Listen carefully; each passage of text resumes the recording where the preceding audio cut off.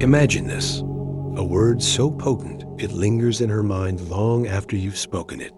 Not love, not beautiful, something deeper, untold.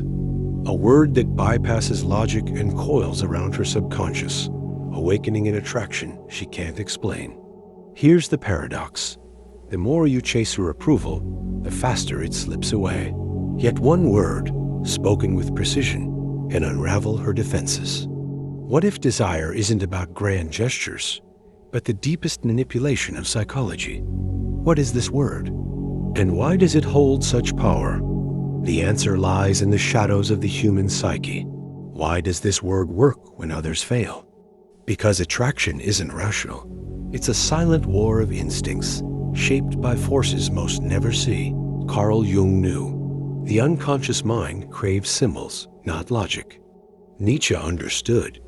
Power lies in subtle suggestion, not brute force. And Sartre warned, we are all actors, performing for unseen audiences, desperate to be seen in just the right way. Society conditions women to seek validation, yet true allure thrives in mystery. The word works because it bypasses expectation, striking at the primal need for intrigue. But this is only the beginning.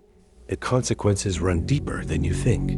This word doesn't just spark attraction, it rewires her perception of you. Cognitive dissonance takes hold. Why does this one syllable feel so significant? Her brain, desperate to resolve the tension, inflates your value. Neurologically, it triggers the same mechanism as an unsolved riddle. The Zeigarnik effect ensures she can't let it go. Culturally, she's been conditioned to associate it with depth, rarity, the kind of man who doesn't beg for attention, but commands it effortlessly. Yet most never realize they're playing this game blindfolded. The trap? Without this key, you're just another voice in the noise. But escape is possible, if you dare to rebel against the script. The rebellion begins with a single realization. You've been fed lies about what creates attraction. Chasing, complimenting, proving yourself. All of it surrenders power. But the man who understands this word wields a quiet dominance. Schopenhauer saw it first.